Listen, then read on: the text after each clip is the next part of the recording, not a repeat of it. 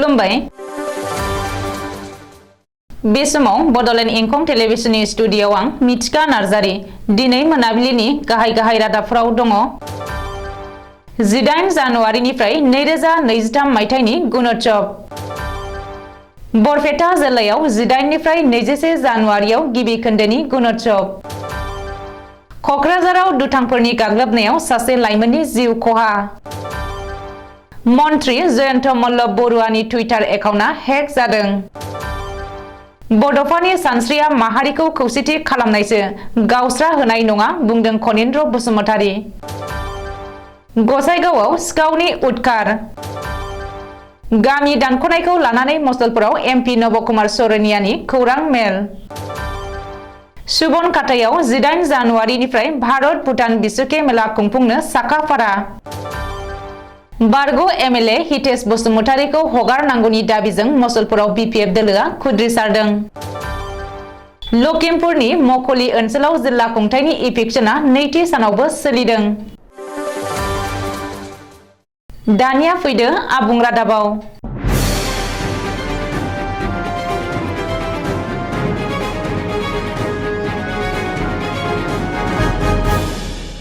2023 मायथाइनि गुणोत्सवखौ फैगौ 18 जानुवारिनिफ्राय जागायगोन मोनथाम खोन्दोआव रायजोनि मोनफ्रोमबो जिल्लायाव गुणोत्सव खुंगोन बे बाथ्राखौ फोरमायदों सोलोंथाइ मन्त्री डक्टर रनज पेगुआ दिनै गुवाहाटी नोगोरमायाव मोनसे खौरांगिरि मेल खुंनानै फोरमायथिनाय बायदिब्ला 2023 मायथाइनि गुणोत्सवआ मोनथाम खोन्दोआव फैगौ 18 जानुवारिनिफ्राय जागायगोन बेनि उनाव 1 फेब्रुवारिनिफ्राय गुणोत्सवनि नैथि खोन्दो आरो 15 फेब्रुवारिनिफ्राय थामथि खोन्दोआ जागायगोन रायजोनाङै गासै सा 42,76,881 फरायसुला फरायसुलिफोरखौ लानानै गासै गं 88,525 फरायसालिफोराव 2023 मायथाइनि गुणोत्सव खुंनाय जागोन सोलोंथाइ मन्थ्रिया फोरमायथिनाय बायदिब्ला गिबि खोन्दोआव बरपेटा करिमगंज कामरुप कार्बि आलं कक्राझार लखिमपुर माजुलि नगाव शिबसागर साउथ सालमारा मानकासार आरो उदालगुरि जिल्लायाव गुणोत्सव खुंगोन बेनिनो नैथि खोन्दोआव बाक्सा चिरां सराइदेव धेमाजि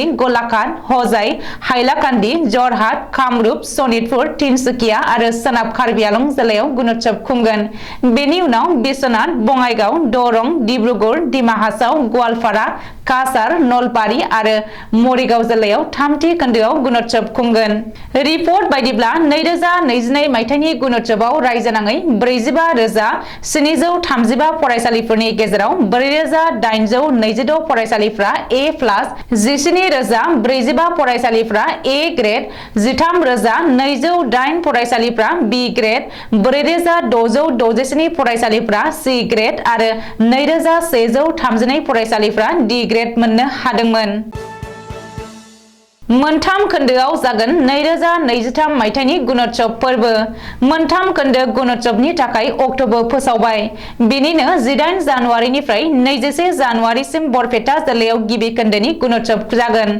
नैथि थाखोनिफ्राय लानानै 9 थाखोसिम फरायसुला फरायसुलिफोरनि सोलोंथाइनि गुन फरायसालिनि हाबा हुखा फरायसालिनि इनफ्रास्ट्राक्चार आरो फरायसालियाव थानाय गुबुन गुबुन खाबुफोरखौ नायबिजिरनायनि थाखाय गुणोत्सव फोरबोखौ खुंनाय जागोन मख'नो गोनांदि गुणोत्सव लोब्बा थानो गोनां सोद्रोमाफोरखौ साननैनि हाबाफारिजों फोरोंथाय होनायाबो जागायबाय बरपेटा गार्लस कलेजाव खुंनाय फोरोंथाय बादायाव गुणोत्सवआव लोब्बा थानो गोनां मावफारिया आरो सोद्रोमाफोरखौ फोरोंथाय होदों बरपेटा जिल्लानि सोलोंथाय बिबानगिरि लक्ष्मी दत्तआ फोरमायथिनाय बायदिब्ला बरपेटा जिल्लानि बेन्दोंआव थानाय गासै गं 2,218 फरायसालिफोराव 18 जानुवारिनिफ्राय 21 जानुवारिनि गेजेराव गुणोत्सव खुंनाय जागोन बेनि थाखाय गासै सा 1,156 सोद्रोमाफोरखौ थिसननाय जागोन बे मावफारिया आरो सोद्रोमाफोरखौ नसुं जिल्ला फारियै बङाइगाव नलबारि गवालपारा आरो बाक्सा जिल्लानिफ्राय थिसननाय जागोन होननानै सोलोंथाय बिबानगिरिया फोरमायदों मख'नो गोनांदि 2017 मायथाइयाव रायजोआव गिबि खेबनि थाखाय गुणोत्सव खुंनाय जादोंमोन सोलोंथाइनि गुनखौ थि खालामनायानो गुणोत्सवनि नोजोर गुणोत्सवनि थांखिया जादों सोलोंथाइनि फिथाइखौ बांहोनानै फरायसाफोरनो गुन गोनां सोलोंथाइ होनाय क'क्राझाराव दुथांफोरनि गाग्लोबनायाव सासे लाइमोना जिउ गोमादों।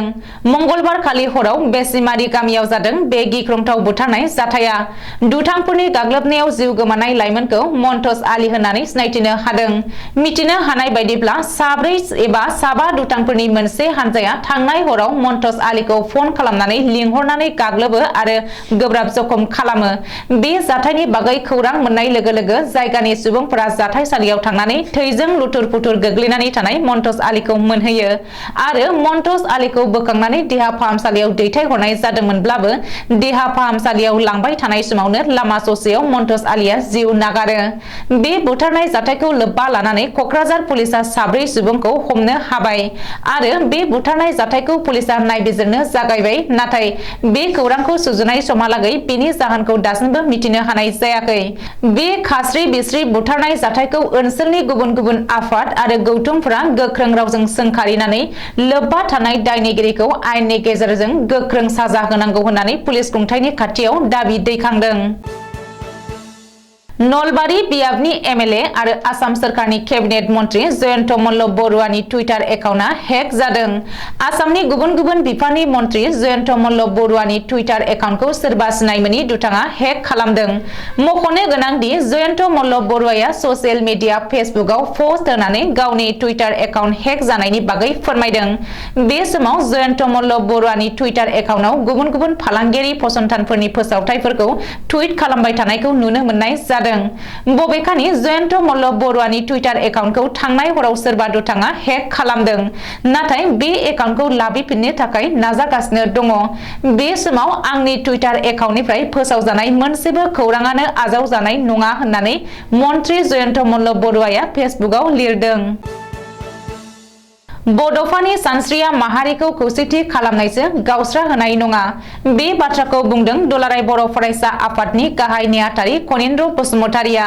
मख'नो गोनांदि गलाघाट जिल्ला दुलाराय बर' फरायसा आफादनि खुंगा 40थि बोसोरसालिया जथुमाखौ देग्लाय 10, 11 आरो 12 जानुवारि सानथामनि मेहेरगोनां हाबाफारिजों उरियामघाट जयन्तिपुरनि रंजाली नोगोराव खुंफुंगासिनो दङ। बेनिनो नैथि साननि थामथि हाबाफारि बायदियै दिदोमै गायसनजानाय बड'फानि मुसुखाखौ बेखेवनानै होयो दुलाराय बर' फरायसा आफादनि गाहाय नेहाथारि कनिन्द्र बसुमतारिया। कनिन्द्र बसुमतारिया बड'फानि मुसुखाखौ बेखेवनाय बुब्लियाव बड'फाया बर' हारिनो होलांनाय बिहोमा आरो सानस्रिनि सायाव गुवारै बिबुंथि लाखियो। कनिन्द्र बसुमतारिया गावनि बिबुंथियाव बुङोदि बड'फानि सानस्रिया माहारिखौ खौसेथि खालामनायसो गावस्रा होनाय नङा। बेनिखायनो बड'फानि मुं लानानै हारिखौ गावस्रा होनो नाजानाय दैदेनगिरिफोरखौ बेबायदि नेहाथ हाबानिफ्राय अराय गोजानाव थानो खावलायनायजों लोगोसे समाजखौ गोजोनै लाखिनायनि गेजेरजों बर' हारिखौ जौगाहोनायाव बर'नि गासैबो थाखोनि दैदेनगिरिफोरखौनो बिबान लानो खावलायो कनिन्द्र बसुमतारिया। गसाइगावआव सिखावनि उदखार।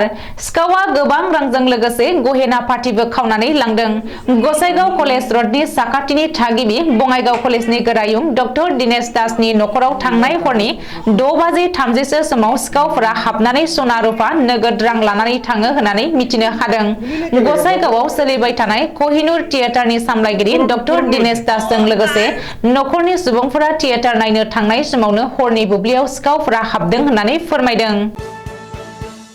बिटिआरनिफ्राय गामि दानख'नाय जेंनाखौ सुस्राङा लासै बियाब दाफामफिननाय जायोब्ला बिटिआरआव सोलिबाय थानाय जेंनाया माब्लाबाबो सुस्रां जानाय नङा। बेनिखायनो गिबियाव गामि दानख'नाय जेंनाखौ फोजोबग्रो, बेनि उनाव बियाब दाफामफिननाय हाबाखौ माव।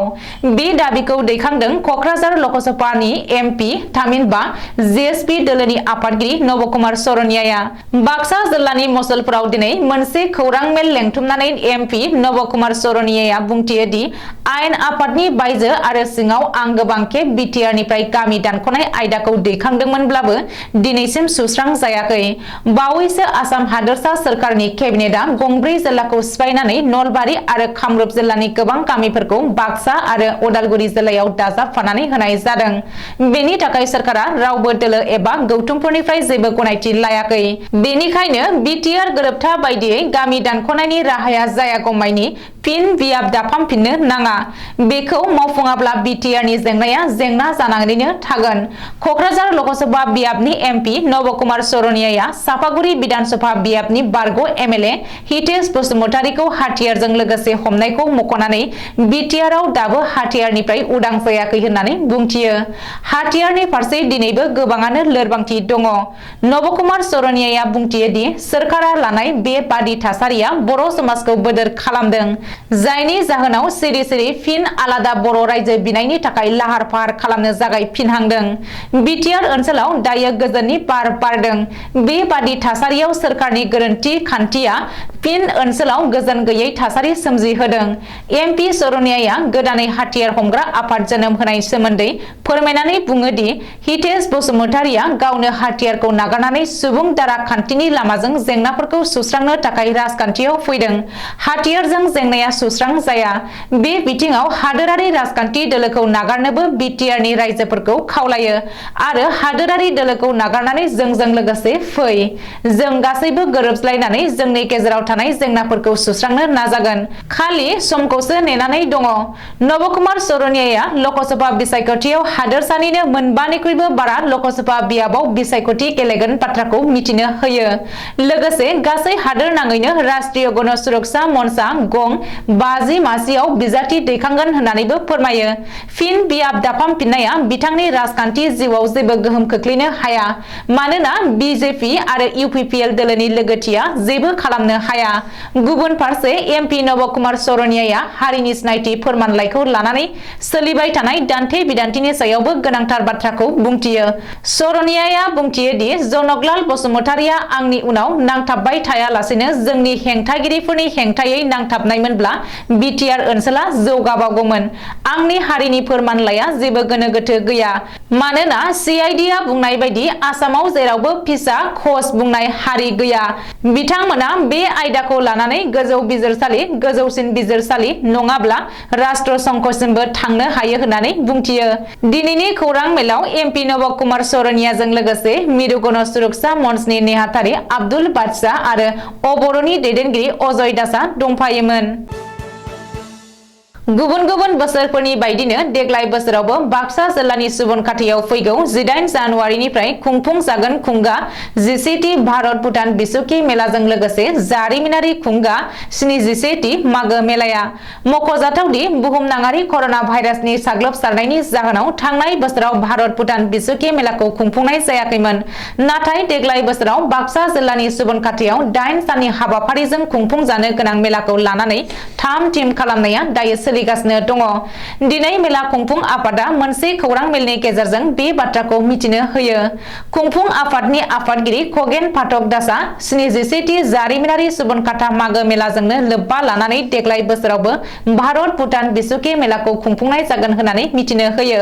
बिथाङा फोरमायथिनाय बायदिब्ला 8 साननि हाबाफारिजों खुंजानो गोनां मेलायाव भुटान हादोरनि बायदि फालांगिरिफोरनि गलाफोरजों लोगोसे बायदि हारिमुआरि दिन्थिफुंनाय हाबाफारिफोरबो थागोन। मख'जाथावदि बे मागो मेलायाव केसेटनि मेथाइजों मोसानाय बादायलायनाय, मेथाइ रोजाबनायजों लोगोसे मीना बाजार एक्सपो बायदि फालांगिरि गलाफोराबो थागोन। मेला खुंफुं आफादनि आफादगिरिया मेला खुंफुंनायाव ओनसोलनि बयनिबो रायजो राजानि मददखौ मिजिंथिदों। बाक्सा जिल्लानि मसलपुराव गोबां बिपिएफ राजखान्थि हान्जानि सोद्रोमाफोरा खुद्रिसारनायजों गोमसारहोदों। हितेश बसुमतारीजों लोगोसे बिपिएफनि दैदेनगिरिखौ खानाय जाथायखौ सोरखारनि खैसार दं होननानै बुंदों बिपिएफ दोलोआ। बाक्सा जिल्लानि सदर मसलपुराव गोबां बिपिएफनि दैदेनगिरि आरो बिपिएफ दोलोखौ मदद होगिरि सोद्रोमाफोरा दिनै खुद्रिसारनाय दिन्थिफुङो। थांनाय 7 जानुवारि खालारखालि सोरांसि समाव कक्राझार पुलिसआ बिटिसि गोरोबथानि सागानगिरि थामहिनबा बारग' एमएलए हितेश बसुमतारीखौ खानायखौ लानानै दिनै खुद्रिसारनाय दिन्थिफुङो। हाथियारजों लोगोसे हमजानाय हितेश बसुमतारीखौ राजखान्थि खैसारनि बोलि जानांदों होननानै फोरमायदों। आथिखालाव इउपिपिएल दोलो थामहिनबा सोरखारजों लोगोसे गासै हेंथा हान्जानि गोहोआ बिपिएफ दोलोखौ फोजोबस्रांनो थाखायनो बे खैसारखौ खालामदों होननानै बुंदों बिपिएफ दोलोआ।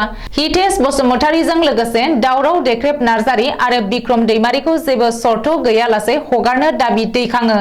नङाब्ला बिपिएफ दोलोआ ओरै ओरैनो जिरायनानै थाया होननानै हुमखि होयो।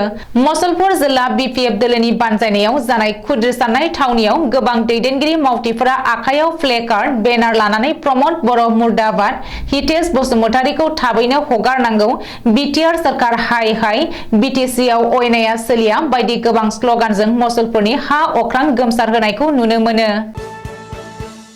लखिमपुर जिल्लानि बेन्दोंआव थानाय पाप' हाग्रा ओनसोलनि मख'लि गामियाव दिनै बुधबार खालिबो नैथि सानाव लखिमपुर जिल्ला खुंथाया इभिक्सन खालामबावदों। सिगाङावनो फोसावखानाय बायदियै सा 600 पुलिस CRPF जवान आरो सा 200 सिभिल मावफारियाफोरनि मददाव लखिमपुर जिल्ला खुंथाय आरो हाग्रा बिफाना पाप' रिजार्भ फरेस्टआव आयेन बेरेखायै दखल खालामग्राफोरनि गामि मख'लि गामियाव इभिक्सन खालामदों। लखिमपुर जिल्ला हाग्रा बिफाना फोरमायथिनाय बायदिब्ला पाप' रिजार्भ फरेस्ट ओनसोलनि 450 हेक्टर हायाव सन्देह खालामजाथाव सुबुंफोरा आयेन बेरेखायै दखल खालामनानै लादों। आयेन बेरेखायै दखल खालामग्राफोरा फरेस्ट एक्ट 2006 नि सिङाव हानि मोनथाय होनो थाखाय जिल्ला खुंथायनो आर'जलाइबो गथायदोंमोन।